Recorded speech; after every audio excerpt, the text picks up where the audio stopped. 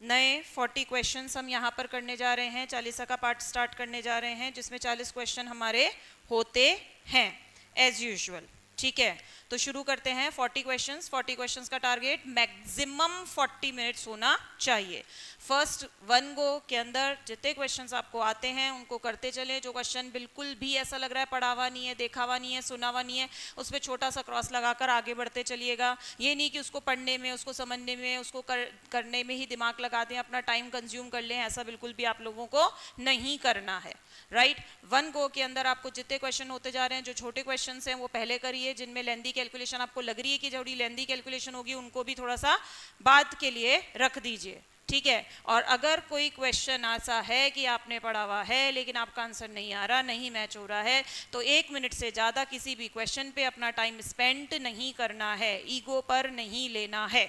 Right, तो हम आगे बढ़ते हैं, शुरुआत करते हैं अपने 40 क्वेश्चंस की, 40 क्वेश्चन की, 40 की, जिसमें इस बार हम 7th नंबर की 40 कवर करने जा रहे हैं। राइट, इसके अंदर ऑलमोस्ट आपके मॉड्यूल्स के क्वेश्चन हैं, सेट एबीसी और एडिशनल के क्वेश्चंस हैं। इसके अंदर आपके पीवाईक्यूज के क्वेश्चन हैं, एमटीपीज के क्वेश्चन हैं, आरटीपीज के क्वेश्चन हैं, यही सब चीज़ें यहाँ पर इंक्लूड की गई हैं। तो इन क्वेश्चंस को जितना ज़्यादा आप प्रैक्टिस करेंगे, 1 बार 2 बार 3 बार 4 बार इधर उधर के क्वेश्चंस पे दिमाग लगाने से मतलब नहीं है, एक क्वेश्चन के पीछे भागने से मतलब नहीं है। जितने क्वेश्चंस आप कर रहे हैं उन्हीं को 2 बार 3 बार 4 बार 5 बार उन्हीं क्वेश्चंस को इतना रिपीट, इतना रिवाइज कर लीजिए कि वो जस्ट लाइक मगअप की सिचुएशन में आप आ जाएं। और आपको पता ही है कि लंच, ब्रेकफास्ट, डिनर के अंदर आपको क्या खाना है, तो मेरे हिसाब से 2-2 पेजेस आप डेली देख रहे होंगे, याद कर रहे होंगे, लर्न कर रहे होंगे, और अभी तक आपके सारे पेजेस कवर हो गए होंगे। राइट, तो उसी बेसिस पर इन क्वेश्चंस को अगर आप जस्ट अ गो थ्रू सोने से पहले अगर आप ये 40 क्वेश्चन 30 मिनट्स के अंदर थोड़ा सा स्पीड बढ़ाकर भी अगर आप सुन लेते हैं, तो डेली अगर आप इनको सुन लेते हैं, देख लेते हैं, तो ये आपके दिमाग के अंदर सेट होते चले जाएंगे। राइट, तो हम आगे बढ़ते हैं, शुरुआत करते हैं अपने क्वेश्चंस की। पहला क्वेश्चन है the graphical presentation of cumulative. Cumulative देखते ही आपको समझ में आ जाना चाहिए, ध्यान आ जाना चाहिए, क्यूमुलेटिव फ्रीक्वेंसी कर्व किसको कहते हैं? ओजाइव को कहते हैं। कंटिन्यूअस सीरीज के अंदर लेस देन क्यूमुलेटिव फ्रीक्वेंसी बनाते हैं, मोर देन क्यूमुलेटिव फ्रीक्वेंसी बनाते हैं, और उसके थ्रू जो आपका लेस देन का ग्राफ और मोर देन का ग्राफ बनाते हैं, और उसके इंटरसेक्शन से मीडियन लोकेट करते हैं, और जो भी लेस देन का ग्राफ है उसके ऊपर ऑल पार्टीशन वैल्यूज यानी कि मीडियन, क्वार्टाइल, डेसाइल, परसेंटाइल सारी पार्टीशन वैल्यूज लोकेट की जा सकती हैं। नेक्स्ट आ जाइए, dash a table has the parts. Table के मैंने बहुत सारे पार्ट्स आप लोगों को बताए हैं, हेडिंग, सब हेडिंग, टेबल नंबर, फिर आपको हेडर बताया है, box head, caption, stubs, box, आपका कॉलम, रोज, फिर उसके बाद आपके सेल्स, फिर आपका बॉडी, फिर आपका टेबल नंबर, फिर आपका नीचे आ जाता है डेट, सोर्स, टाइम, जो कि फुट नोट में भी लिखे जा सकते हैं, अलग से भी लिखे जा सकते हैं। तो ये सब चीज़ें हमारी पार्ट्स ऑफ टेबल होती हैं। बट जो मेजर पार्ट्स होते हैं, जिनके बगैर हम किसी भी टेबल को टेबल नहीं बोल पाते हैं, वो मिनिमम आपके कितने पार्ट्स होते हैं? 5 पार्ट्स होते हैं। तो इसलिए इस क्वेश्चन का आंसर क्या रहेगा? 5 रहेगा। नेक्स्ट आ जाते हैं question number 3rd। Out of the 1000%, 25% were the industrial worker and the rest were the agriculture workers. 300 workers enjoy the world cup TV and all in all. मतलब टेबल प्रेजेंटेशन किसका question लग रहा है? Table presentation का question लग रहा है। तो ज्यादा इधर उधर दिमाग मत लगाइए, टेबल की फोटो बनाकर उसमें काम करना स्टार्ट कर दीजिए कि क्या मुझे दिया हुआ है और क्या मुझे पता करना है। राइट, कुछ चीजें गिविंग होंगी, कुछ चीजें मिसिंग होंगी, जो मिसिंग होगी वही आपको पता करना होगा। क्वेश्चन को आगे पढ़ के 2 लाइन 3 लाइन पढ़ने में अगर आपको समझ में आ जाता है टेबल का है, तो टेबल बनाकर अब वापस से क्वेश्चन को पढ़कर वैल्यूज पुट करना शुरू कर दीजिए। तो टोटल नंबर ऑफ वर्कर्स हमारे पास कितने हैं? 1000, जिसमें से हमारे पास इंडस्ट्रियल वर्कर्स हैं, एग्रीकल्चर वर्कर्स हैं, जो कि टीवी देखते हैं और टीवी नहीं देखते हैं, नॉट वॉच टीवी। तो 25% वर द इंडस्ट्रियल वर्कर, तो 1000 का 25% यानी कि 250 आपके गिवन है। And the rest were the agriculture workers. तो एग्रीकल्चर वर्कर रिमेनिंग अभी हम लिखेंगे दूसरे कलर के पेन से। 300 persons enjoyed world cup matches, 300% enjoyed world cup matches, यानी कि 300 लोग टीवी देख रहे हैं। और 30% of the people who had not watch world cup were industrial workers. यानी कि ये अगर हम यहाँ पर बोलें कि यहाँ पर कितने लोग बचे 700, यहाँ पर कितने बचे 750, तो ये बोल रहे हैं 700 लोग जो कि टीवी नहीं देखते, 700 लोग जो कि टीवी नहीं देखते, उसके 30% वर्कर्स कौन है? इंडस्ट्रियल। तो 7 3 जा 21, 210। ये सब चीजें आपको क्वेश्चन में गिवन हैं। अब आपको रिमेनिंग जो मिसिंग फिगर्स हैं वो पता करना है। अब आपकी इच्छा है कि आप चाहो तो सारे कैलकुलेशंस लगाने बैठ जाओ, या आप क्या पता करो, what is the number of agriculture workers who had enjoyed the world cup, मतलब एग्रीकल्चर वर्कर्स जो कि टीवी देखते हैं। ये चीज आपको यहाँ पर पता करना बाकी है। तो 700 माइनस 210, 700 माइनस 210, तो ये कितना हो गया 490, और 750 में से 490 माइनस कर दिया तो ये हो गया आपका 260। तो आंसर हो गया डी फॉर दिल्ली 260। आंसर हो गया डी फॉर दिल्ली 260। दिख रहा है सबको, समझ में आ रहा है, क्लियर है? राइट, आगे बढ़ते हैं। नेक्स्ट आगे बढ़ते हैं। The table, the column heading, the column heading called age, column heading called age. तो C for column, C for column और C for caption. This is the way how come you learn this और run mug up this. और इसीलिए पहले सी for column और C for caption याद कीजिएगा, तो उसके बाद जो आपका स्टब्स है वो आपको ध्यान आ जाएगा कि किसके लिए लिखा जाता है, रोज के लिए लिखा जाता है। तो caption will be the answer D for Delhi. Next आपका है arrange the dimension of the bars. Dimension, तो बार डायग्राम क्यूब और पाई, पाई डायग्राम 2 है, क्यूब आपका 3 है और बार डायग्राम 1 है। तो इट इज 1 3 एंड 2। तो 1 3 2 1 3 2 1 3 2 1 3 2 1 3 2 है ही नहीं भैया इसमें से, तो आंसर 1 3 2 1 3 2। बार डायग्राम आपका 1 डायमेंशन का डायग्राम होता है, क्यूब आपका 3 डायमेंशन होता है, पाई आपका 2 डायमेंशन होता है। दैट इज 1 3 और 2, 1 3 2, राइट। तो फिलहाल इसमें से कोई भी नहीं है, तो फिलहाल तो इसमें से नन ऑफ दीज आंसर हो गया है, राइट। बाकी आंसर हो जाएगा 1 3 2। Question number 5. This is maybe little bit silly mistake by the typewriter. Next आगे बढ़ते हैं। In a class 3 student failed and बाकी remaining 8 were pass। उनकी इतनी आपके मार्क्स आए हैं। Now the median marks। अब बता रखे हैं, कई बच्चे कंफ्यूज हो जाते हैं कि भैया 3 बच्चे जो फेल हुए हैं उनके मार्क्स हमको क्वेश्चन में दिए हुए नहीं है, तो हम क्या करें, हम क्या करें, हम क्या करें। तो उसमें घबराने की जरूरत नहीं है, उनके क्या लिख दीजिए 0 0 0। चाहे 0 आया हो, चाहे 1 आया हो, चाहे 2 आया हो, अल्टीमेटली तो वो फेल ही है, क्योंकि आउट ऑफ कितने मार्क्स का पेपर हुआ है तो उसके हिसाब से हम फेल मार्क्स भी नहीं सोच पा रहे हैं। तो हम क्या बोल दीजिए 1 2 3 0 0 0 0 0 मार्क्स हैं। उसके बाद आप इसको असेंडिंग में अरेंज कीजिए। It is 10 11 12 14 15 20 24 and 26। कितने लोग हैं? 11 स्टूडेंट। मीडियन के लिए first arrange the data into ascending और descending order, second find rank, third see the answer in serial number and their corresponding value. ये आपकी वैल्यूज हैं और इनको हम उनके ऊपर क्या लिख देते हैं, सीरियल नंबर 1 2 3 4 5 6 7 8 9 10 11। ये टोटल हमारे सीरियल नंबर हो गए। ये हमारी एक्स क्या हो गई, वैल्यूज हो गई, जो कि हमने असेंडिंग में अरेंज कर ली है। मीडियन के लिए आप क्या करते हैं n + 1/2 यानी कि 11 + 1/2 यानी कि 12/2 यानी कि 6। तो सिक्स्थ वैल्यू आपकी कौन है 12। तो A for apple is your answer. क्या हो जाएगा, A फॉर एप्पल आपका आंसर हो जाएगा। नेक्स्ट आगे बढ़ते हैं, वो बहुत इजी टास्क था मीडियन निकालने का। नेक्स्ट आ जाइए 100 ऑब्जर्वेशन 101 से 200 और फिर 151 से 250, variance of A, variance of B और फिर variance of A divided by variance of B. तो ध्यान दीजिएगा एक बार, ये आपकी वैल्यूज हैं 1 2 3 4 5 6 सो ऑन टिल 100 तक, ठीक है। ये मैंने इसको x नाम दे दिया। अब A सीरीज के अंदर इन्होंने बोला है क्या है 101, तो 101 102 103 एंड 200 तक। B सीरीज में इन्होंने नाम दिया है 151 152, 153, 154 एंड 250 तक। ठीक है, तो इसको हम बोल रहे हैं कि ये हमारी कौन सी सीरीज है, फर्स्ट एन नेचुरल नंबर की, 1 से लेके 100 तक के फर्स्ट एन नेचुरल नंबर। तो फर्स्ट एन नेचुरल नंबर के लिए क्या चीज, first n natural number, first n natural number के लिए क्या होता है, एन स्क्वायर माइनस 1 अपॉन 12। ये हमारे किसका फॉर्मूला होता है, वेरियांस का फॉर्मूला होता है, n square minus 1 upon 12, right. Under root कर दीजिए तो स्टैंडर्ड डिवीजन, और रूट हटा दीजिए तो वेरियांस। ठीक है, तो इसका हमारा आंसर आ जाएगा एन स्क्वायर माइनस 1 अपॉन 12 करके किसका आंसर आ जाएगा, वेरियांस का।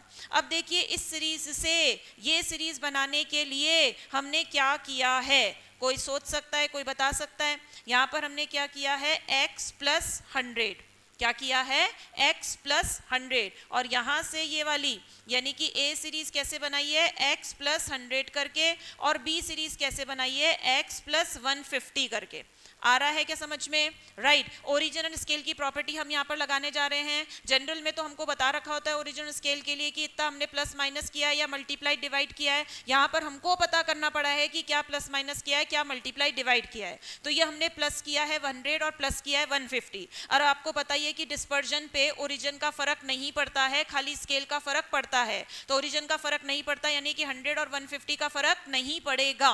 यानी कि जो हमारा ओरिजिनल वेरियांस है वही ए का वेरियांस और वही बी का वेरियांस हो जाएगा। यानी कि वेरियांस ऑफ ए का आंसर भी एन स्क्वायर माइनस 1 अपॉन 2 और वेरियांस ऑफ बी का आंसर भी एन स्क्वायर माइनस 1 अपॉन 12 हो जाएगा। और अब वेरियांस ए अपॉन वेरियांस बी कर दीजिए, इन दोनों को क्या कर दीजिए, डिवाइड कर दीजिए। तो ये पूरा पूरा एक दूसरे से कट जाएंगे, तो आंसर बी फॉर बॉम्बे आ जाएगा। क्या आ जाएगा, B for Bombay. Out of which not is not a probabilistic sampling. Sampling के हमने मेथड्स पढ़े हैं, किसके मेथड पढ़े हैं, सैम्पलिंग के। सैम्पलिंग के 3 मेथड होते हैं, probabilistic method, non probabilistic method और मिक्स मेथड। ठीक है, तो प्रोबेबिलिस्टिक मेथड के अंदर हमने डिफरेंट नेम्स पढ़े हैं। उसमें क्लस्टर सैम्पलिंग आता है, स्ट्रैटिफाइड सैम्पलिंग आता है, कोटा सैम्पलिंग हमने नाम नहीं पढ़ा है, और सिंपल रैंडम सैम्पलिंग आता है। देखिए भाई, अलग अलग बुक, अलग अलग जगह, अलग अलग क्लासिफिकेशंस में जाएंगे तो बहुत सारे अलग अलग टाइप के नाम अलग अलग जगहों पर लिख दिए जाते हैं, लेकिन हमको वो फॉलो करना है जो हमारे सी इंस्टीट्यूट ने ICAI की बुक के अंदर हमको लिख कर दिए हैं, राइट। तो इसलिए इसका आंसर क्या हो जाएगा, सी।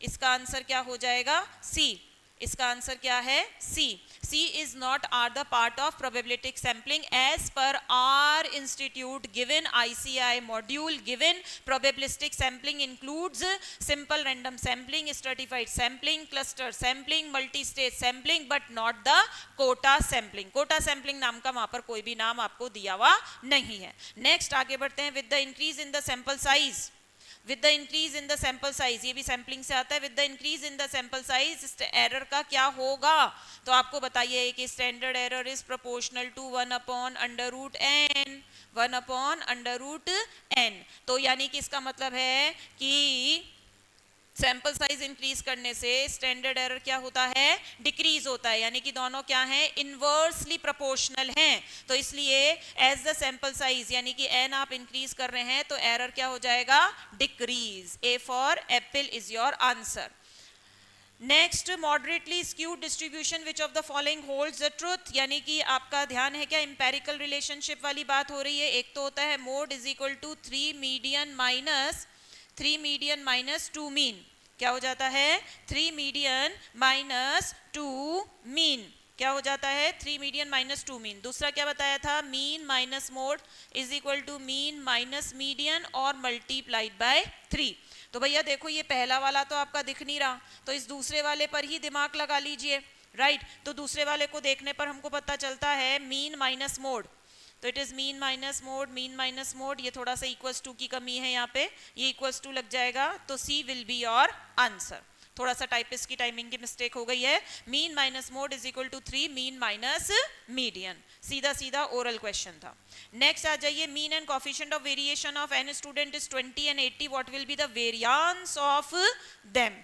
वेरियांस का पता करना है, ठीक है। तो कोफिशिएंट ऑफ वेरिएशन होता है standard division upon mean multiplied by 100। तो इन्होंने बोला है कि मीन और कोफिशिएंट ऑफ वेरिएशन का आंसर 20 और 80 है। Of the marks of an student is 20 and 18। 20 आपका क्या है, मीन है, और ये है कोफिशिएंट ऑफ वेरिएशन। तो coefficient of variation equals to 80 standard division upon 20 और ये इनटू 100, राइट। तो आप इसको इधर ले आइए, इसको इधर भेज दीजिए। तो स्टैंडर्ड डिवीजन इक्वल्स टू क्या हो जाएगा, 80 इंटू 20 अपॉन 100। तो ये कट गया, तो स्टैंडर्ड डिवीजन कितना हो गया, 8 2 जा 16, और वेरियांस होता है स्टैंडर्ड डिवीजन का स्क्वायर यानी कि 16 का स्क्वायर यानी कि 256। कितना हो जाएगा, 256। A for apple. What will be your answer, A for apple. Very easy task. Next आ जाते हैं, again a very easy task. दिखने में बड़ा सा क्वेश्चन लिख रहा है कि in 10 years in average earning is 40 crore, the two have the same, क्या है, same average earning since last 11 years. Same, ध्यान है हमारी प्रॉपर्टी नंबर 4 होती है, सबसे पहले कंबाइन, करेक्ट, वेटेड, फिर ऑल वैल्यूज आर के कांस्टेंट, 10 10 10 10 10 10 10 10 10। तो यहाँ पर ऑल वैल्यूज आर के कांस्टेंट कितना है, 40 40 40 40 40 40 40 40। तो इनका एवरेज करेंगे तो भी क्या बैठेगा, 40 ही रहेगा, राइट। तो 40 विल बी योर आंसर। आ रही है के बाद समझ में, how much earning must be made the companies 11th year. तो ये आपका क्या हो जाएगा, 40 will be your answer. Origin is shifted by 5, यानी कि ओरिजिन का मतलब क्या होता है, ओरिजिन एंड स्केल। और किसकी बात कर रहे हैं, standard division quartile division, plus minus multiplied और डिवाइड, इन दोनों पे लगा दिया क्रॉस, इन दोनों पे लगा दिया लाइट। तो ओरिजिन में हमारा 5 से शिफ्ट हुआ है, तो there will be no change in whole standard deviation. तो there will be no change in whole standard deviation. Next आ जाते हैं, 2 unbiased dice are rolled, the expected number of the sum of the number of the upper side, expected value. तो आपको पता ही है क्या होता है, एक्सपेक्टेड वैल्यू के लिए आप क्या करेंगे, सम कितने से स्टार्ट होता है, 2 3 4 5 6 7 8 9 10 11 और 12। ये आपके क्या होते हैं, सम होते हैं। क्या होते हैं, सम होते हैं। तो सम होने को हम बोलते हैं x, और p प्रोबेबिलिटी होने को 1 2 3 4 5 6 5 4 3 2 1। तो इसको हम क्या बोलते हैं, अपॉन में 36, क्योंकि 6 की पावर 2 यानी कि टोटल आउटकम्स कितने होते हैं, 36, राइट। तो इसको हमने कैलकुलेट किया, x into P, x into P, x into P, x into P. क्या निकालना है, एक्सपेक्टेड वैल्यू। एक्सपेक्टेड वैल्यू का फॉर्मूला होता है समीशन x इंटू पी। और उसके अलावा मैंने बताया था कि 1 डाइस के अंदर ये आंसर होता है 3.5, 2 डाइस के अंदर आपका यही आंसर इतने से ही इंक्रीज हो जाएगा, तो कितना हो जाएगा, 7। ऐसे भी आप याद कर सकते हैं। और x into P, x into P, x into P, x into P normal तरीके से पूरा कैलकुलेट कर लीजिए, x into P memory plus, x into P memory plus, x into P memory plus, और फिर लास्ट में MRC का button press कर दीजिए, तो सबका ग्रैंड टोटल 7 आ जाता है, आ जाएगा। कोई सी मिस्टेक ना करें तो, इसलिए एज पर कैलकुलेटर आपको AC यानी कि ऑल क्लियर, MRC को 2 बार प्रेस करना है, और देखना है कि स्क्रीन पर कहीं M लिखा ना हो, इस बात का ध्यान रखें। An example of bi parametric, bi stand for 2, bi stand for 2, और ये किसमें बताना है, कंटिन्यूअस डिस्ट्रीब्यूशन में। तो कंटिन्यूअस में तो भैया आपको पता ही है कि नॉर्मल डिस्ट्रीब्यूशन पड़ा है, x follows normal distribution with the mean and standard deviation. तो 2 पैरामीटर्स की जरूरत होती है, मीन की और स्टैंडर्ड डेविएशन की। तो इसलिए इसको भी हम बाय पैरामेट्रिक डिस्ट्रीब्यूशन कहते हैं। क्या कहते हैं भैया, बाय पैरामेट्रिक डिस्ट्रीब्यूशन कहते हैं। नेक्स्ट आ जाते हैं क्वेश्चन नंबर 16।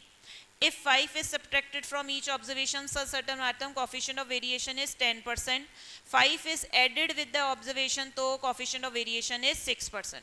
तो 5 added और subtracted करने पर, ओरिजिनल वैल्यू में 5 added और 5 subtracted करेंगे तो मीन के आंसर में फर्क पड़ेगा, स्टैंडर्ड डेविएशन के आंसर में फर्क नहीं पड़ेगा। तो पहली बार का हमारा आंसर आता है 10%। 10% को ऐसे लिख लेते हैं, एक ही बात है, उधर 100 लिख दो या इधर नीचे 100 लिख दो। तो स्टैंडर्ड डिवीजन सेम रहेगा, ये x बार -5 हो जाएगा।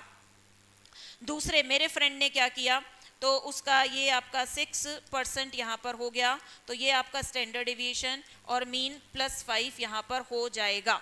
ठीक है, फिर इसके अंदर हम क्या करेंगे, क्रॉस मल्टीप्लाई कर देंगे। क्या कर देंगे भैया, क्रॉस मल्टीप्लाई। ये आप यहाँ पर क्रॉस मल्टीप्लाई कर दीजिए।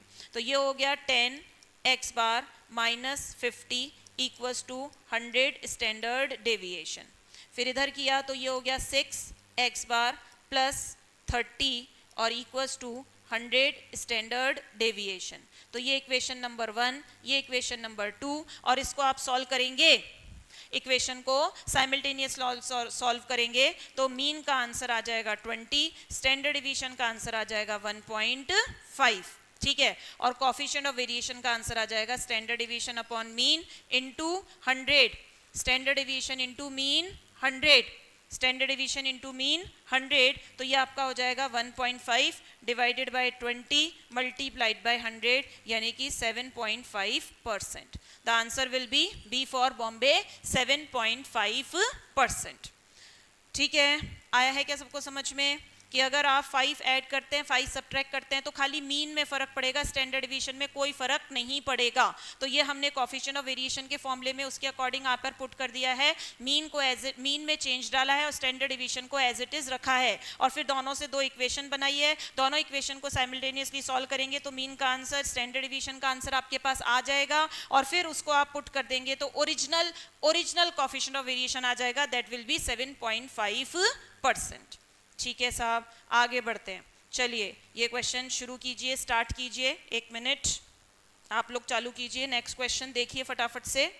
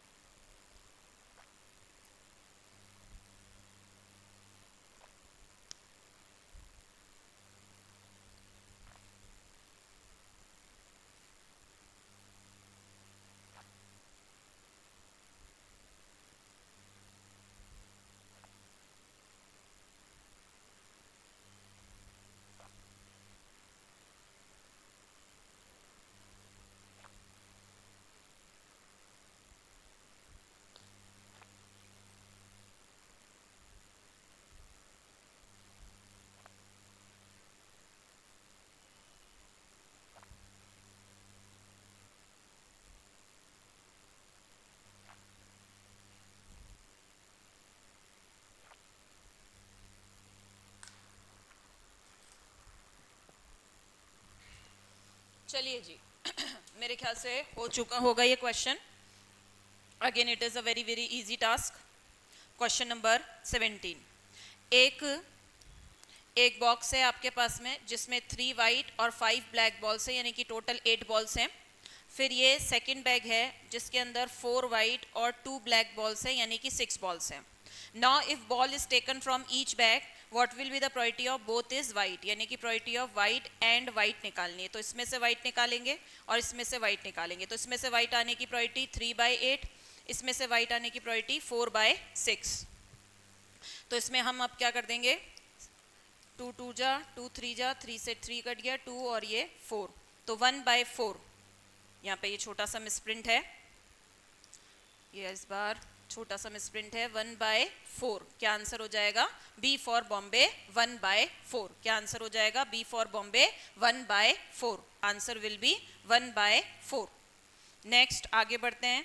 If the difference between the mean and mode then the what will be the difference between the mean and median. तो आपको बोला था mean minus mode is equal to 3 mean minus median. तो mean minus mode है आपका 63, ये 3, और mean minus median का आंसर मांगा है। तो 63 डिवाइड बाय 3, 3 2 जा 3 1 जा, तो 21 C will be your answer. 21 C will be your answer. Next आगे बढ़ते हैं। Lady travel speed 20 kilometre per hour, return a quicker speed if the average speed in the whole journey is 24, find the average speed in the return journey. यानी कि ये आपकी जाते वक्त की है, ये आपका एवरेज है। तो यहाँ पर आपको पता ही है कि स्पीड और डिस्टेंस के क्वेश्चन में क्या यूज करना होता है, हार्मोनिक मीन। तो ये आपका कंबाइंड हार्मोनिक मीन का फॉर्मूला होता है n1 प्लस n2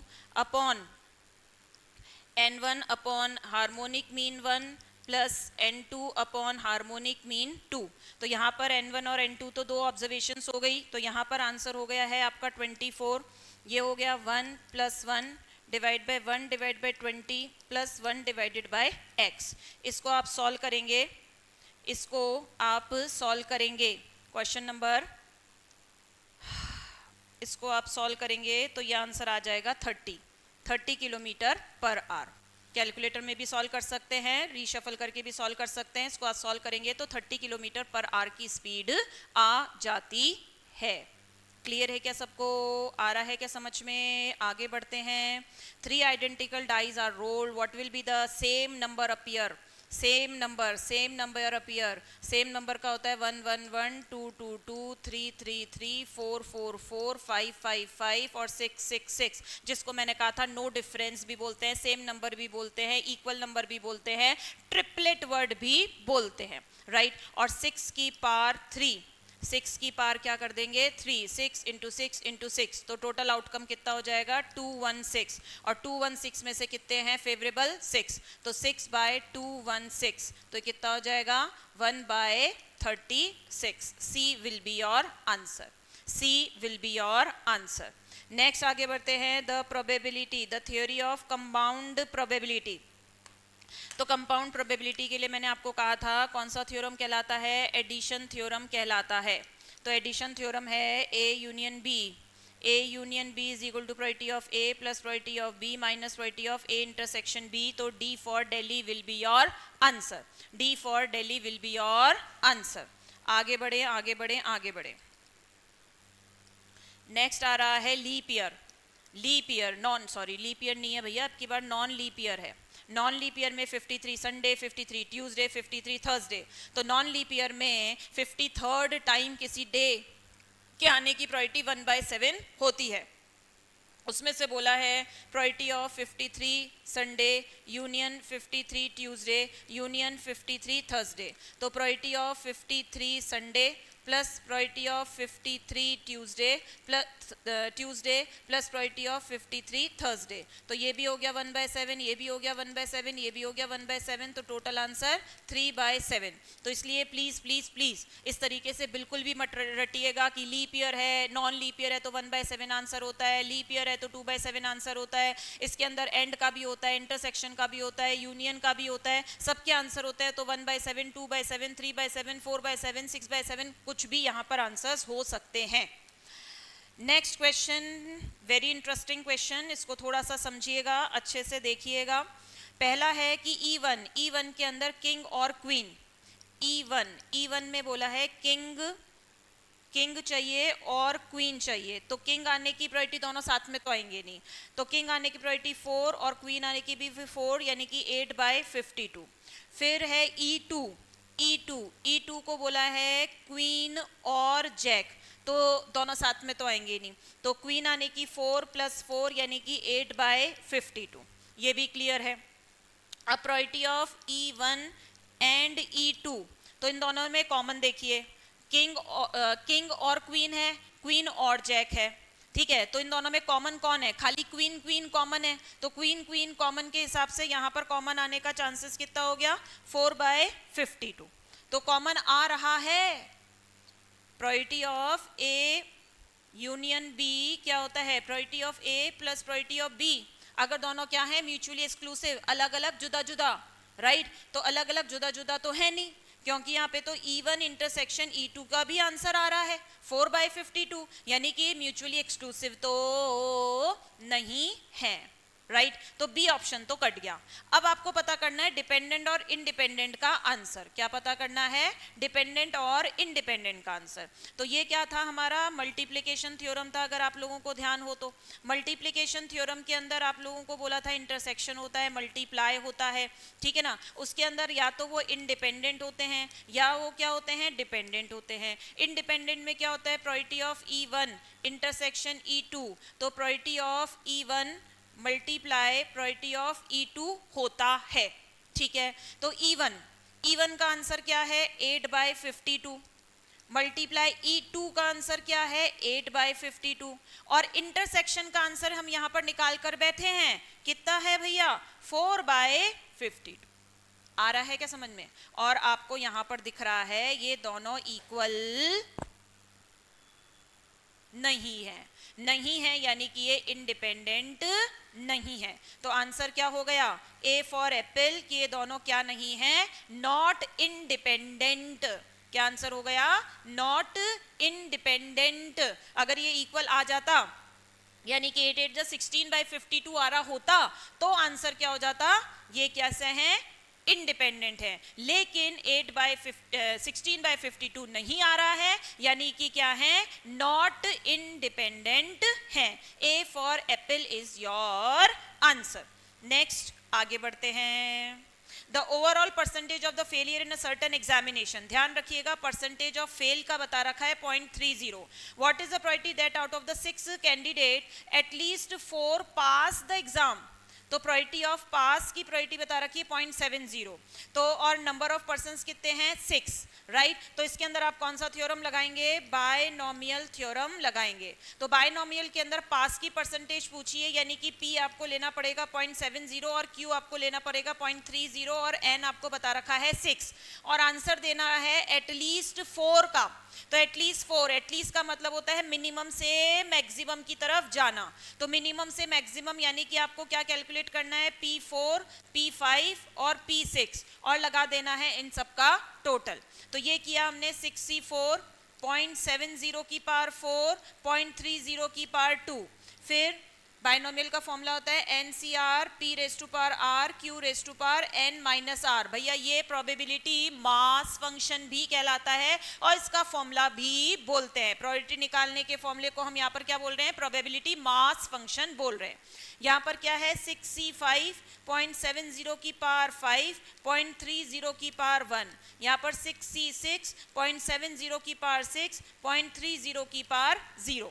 इसको आप सॉल्व करेंगे कैलकुलेटर के अंदर, multiply multiply multiply memory plus, multiply multiply memory plus, multiply multiply memory plus, और फिर एमआरसी दबा देंगे. तो एमआरसी दबा देंगे तो आंसर आएगा 0.74431. क्या आंसर आएगा, 0.74431. तो A for apple is your answer, 0.74431. क्या आंसर आएगा इन सब का सॉल्यूशन करने पर, 0.74431. तो A for apple is your answer. क्या आंसर आ जाएगा, A for apple is your answer. आगे बढ़ते हैं, आगे बढ़ते हैं. A manufacturer who produces a certain bottle find that 0.1% of the bottles are defective. ध्यान रखिएगा 0.1% है डिफेक्टिव की probability. The bottles are packed in the boxes of 500. A drug manufacturer of 100 box are produce bottle using the Poisson distribution. How many, क्या अब answer बताना है, how many boxes at least 2 defective. At least 2 का मतलब होता है 2 और 2 से ज्यादा. अब 2 और 2 से ज्यादा क्या 100 तक निकालेंगे क्या, 2 और 2 से ज्यादा मतलब 100 तक निकालेंगे क्या, नहीं जी साहब. क्या करेंगे, 1 माइनस P0 प्लस P1 कर लेंगे. 1 माइनस P0 प्लस P1 यहाँ पर हम कर लेंगे. और उससे पहले हमको क्या निकालना है, मीन. मीन होता है NP.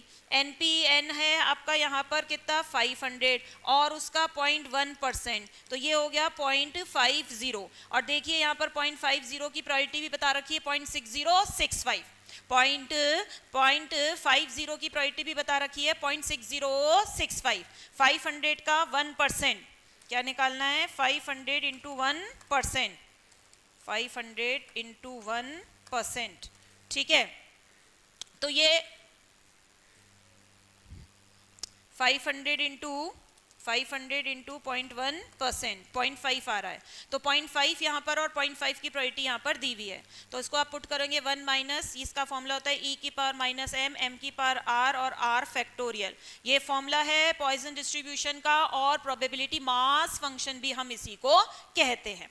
ठीक है, तो 1 माइनस e की पावर माइनस 0.50, 0.50 की power 0 upon 0 factorial plus e की पावर माइनस 0.50, 0.50 की पावर 1 और 1 फैक्टोरियल.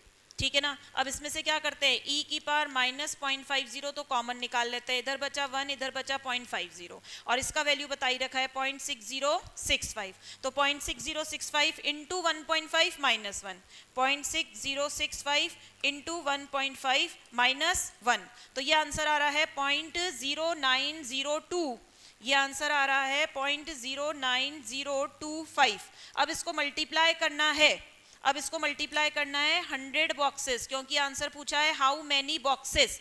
जब भी हाउ मैनी में आंसर पूछते हैं, नंबर्स में आंसर पूछते हैं, तो कैपिटल एन से यहाँ पर मल्टीप्लाई करना होता है, तो इसको हमने कर दिया मल्टीप्लाई बाय 100, तो ये आंसर आ रहा है 9.025, 9.025, तो 9 will be your answer, C will be your answer, 9 will be your answer. आया है क्या सबको समझ में? मेरे हिसाब से आ गया होगा। Very easy task, very simple task, थोड़ा सा कैलकुलेटिव जरूर होता है, कैलकुलेटर पे करेंगे तो इजीली हो जाएगा। The probability that the man aged 45 will die within a year. What is the probability of 10 men? At least one will reach their birthday. Reach their birthday का मतलब है alive. ये बात सबसे इंपॉर्टेंट है जो इस क्वेश्चन में आपको थोड़ी सी मारती है, कि यहाँ पर बोला है एटलीस्ट 9 विल अलाइव, 10 में से एटलीस्ट 9 विल अलाइव, यानी कि 9 और 9 से ज्यादा।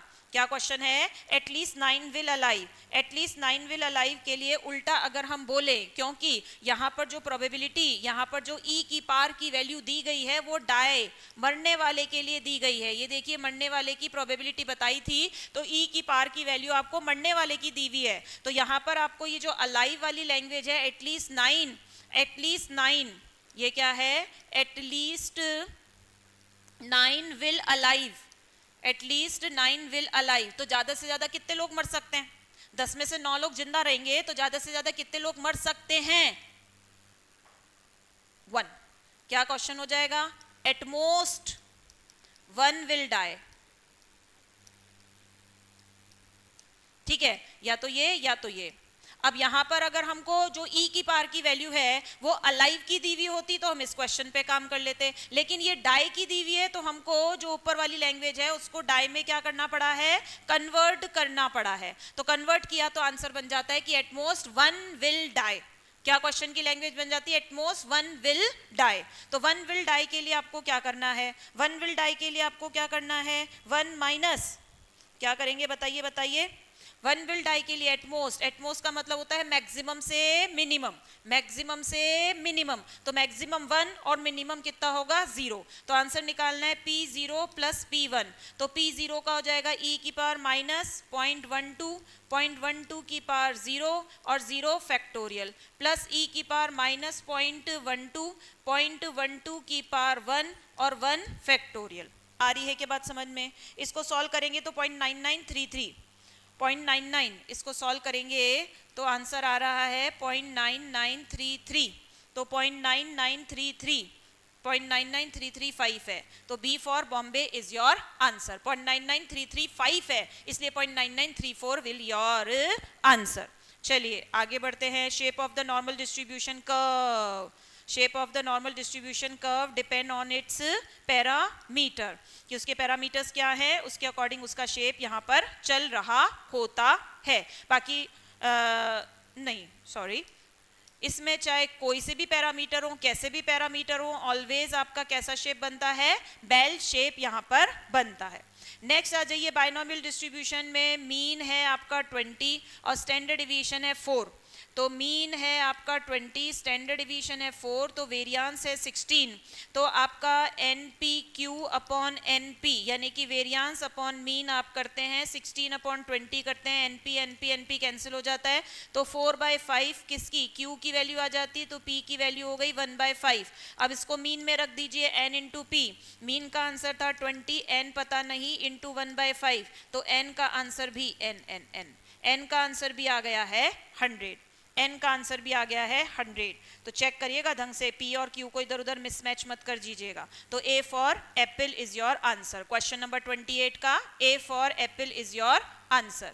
नेक्स्ट आ जाइए, पॉइजन डिस्ट्रीब्यूशन में P4 is equal to P5 दिया, यानी कि E की पावर माइनस M, M की पावर 4 और 4 फैक्टोरियल इक्वल्स टू E की पावर माइनस M, M की पावर 5 और 5 फैक्टोरियल। फिर से लिख देती हूँ, E की पावर माइनस M 1 2 3 4, फिर 4 into 3 into 2 into 1 equals to E की power minus M 1 2 3 4 5 upon 5 into 4 into 3 into 2 into 1। तो देखिए 4 3 2 1, 4 3 2 1, E की पावर माइनस M, E की power minus M 4M 4M cut गए। तो क्या बचा? क्या बचा यहाँ पर? 1 और यहाँ बचा m/5, तो m इक्वल्स टू क्या आ गया 5। तो पैरामीटर का आंसर पूछा है और पॉइजन डिस्ट्रीब्यूशन का पैरामीटर कौन होता है m, यानी कि मीन होता है, तो मीन का आंसर आ गया है 5। D for Delhi is your answer. आगे बढ़ते हैं, the rank coefficient of correlation. The rank coefficient of correlation between the marks in management and mathematics for a group of student is 0.6 and the sum of the squares of the deviation is 66. Then find the number of student. तो very easy, ये बता रखा है 0.60 equals to 1 minus 6 summation d square, sorry d square भी बता रखा है, कितना है d square 66 और नीचे आपको n क्यूब माइनस n। तो यहाँ पर जो ऑप्शन दिए गए हैं इनमें से कोई सा भी आप एक एक करके पुट करते जाइए और चेक करते जाइए कि आंसर आपका आ रहा है कि नहीं आ रहा है। तो ये आंसर 10 से आ जाएगा, तो 10 will be your answer. Very easy task, very easy task. Correlation coefficient between x and y will be negative. Negative का मतलब होता है अपोजिट डायरेक्शन में जाने का, एक इंक्रीज तो दूसरा डिक्रीज, एक इंक्रीज तो दूसरा डिक्रीज। तो B for Bombay, x increases y decreases.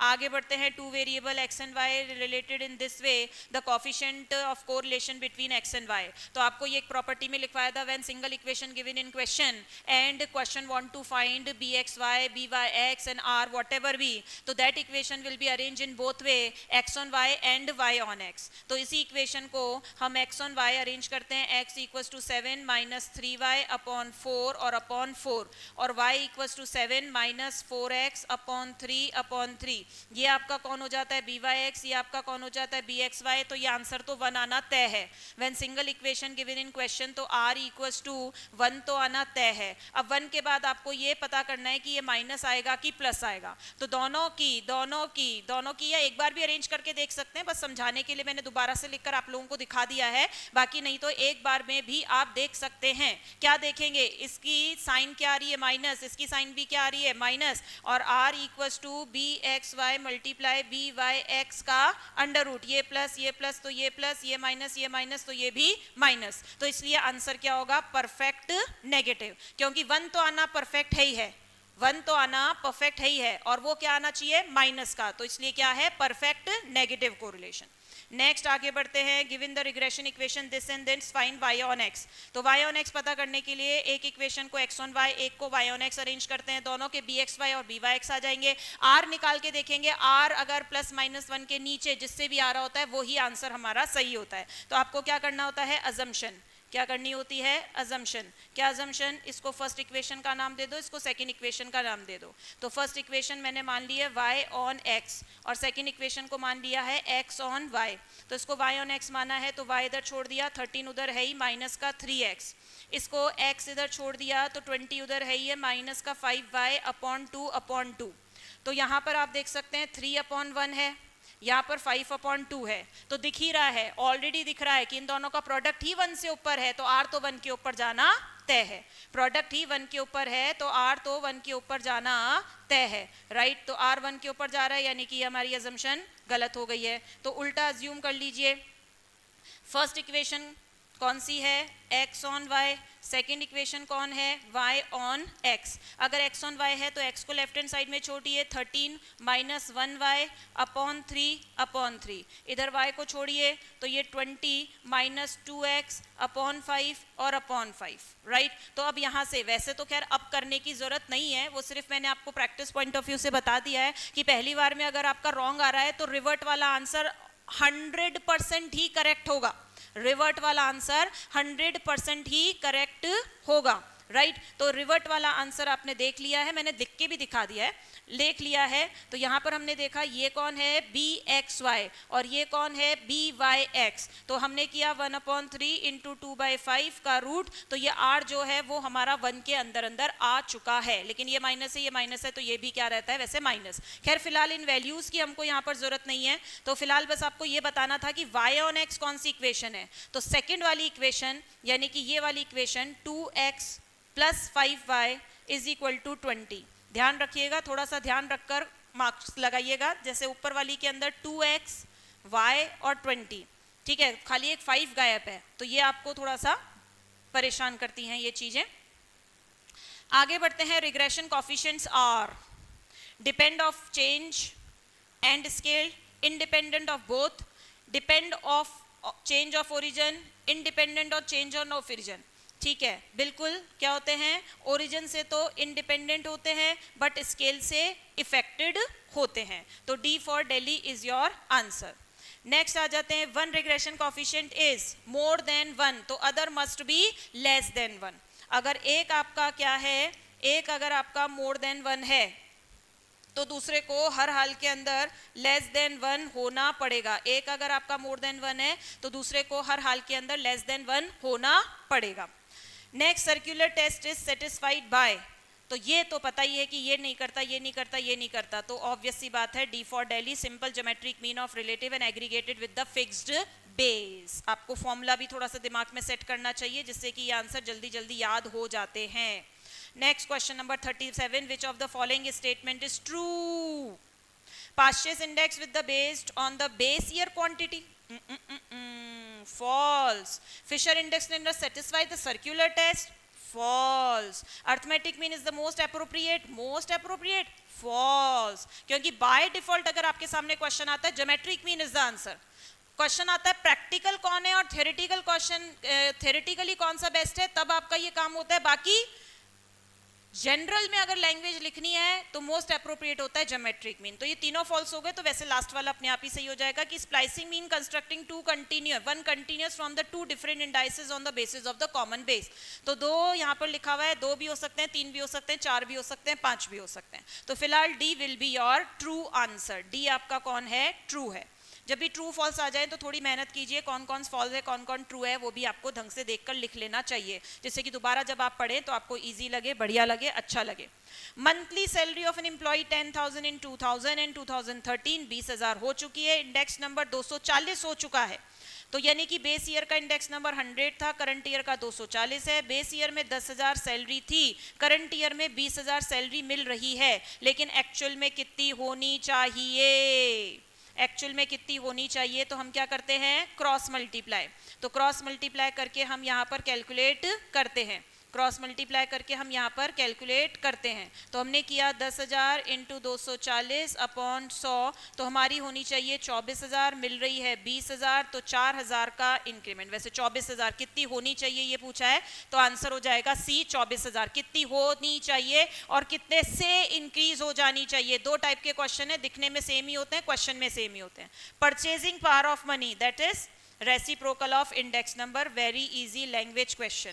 Next है in the 2010 the monthly salary 24,000, consumer price index number 124 से 224 हो गया है। If has to rightly compensate what will be the additional salary, additional salary की requirement जब भी आपको बताई जाती है तो आपको क्या करना है, क्रॉस मल्टीप्लाई करना है। तो 140 था, 224 हो गया है। पहले 24,000 सैलरी मिलती थी, अब कितनी मिलनी चाहिए, तो 24,000 इंटू 224 डिवाइडेड बाय 140, तो 24,000 इंटू 224 डिवाइड 140, तो it is 38,400। B for Bombay is your answer, 38,400। सोने से पहले एक बार ये चालीसा, जैसे भगवान की चालीसा पढ़ते हैं ना, हनुमान चालीसा सोने से पहले एक बार पढ़ते हैं, तो वैसे ही अपन जब तक हमारे एग्जाम नहीं हो जाते ये स्टैटिस्टिक्स की चालीसा एक बार आप डेली सोने से पहले सुन लीजिए। तो एग्जाम के अंदर लगभग आप मान लीजिए सारे क्वेश्चन इन्हीं में से आने हैं, इससे बाहर कुछ भी आपको नहीं मिलने वाला है। हार्डली बता रही हूँ 40 क्वेश्चन आपके पास आएंगे, मैक्सिमम साइड बता रही हूँ, मैक्सिमम साइड 1 या 2 क्वेश्चन ऐसे होंगे जो इस चालीसा के बाहर के होंगे, 1-2 क्वेश्चंस होंगे जो कि इस चालीसा के बाहर के होंगे। लेकिन अगर आपने ये चालीसा डेली बेसिस पर अगर आपने पढ़ ली, रट ली, याद कर ली, तो एग्जाम में आपको कहीं कोई दिक्कत नहीं आएगी। जितनी बार पढ़ें, जितनी बार लर्न करें, जितनी बार लिखें, जितनी बार क्वेश्चंस करें, फॉर्मूलाज लिख कर करिएगा। क्या करना है, फॉर्मूलाज लिख कर ही आपको काम करना है। Okay, good night all of you.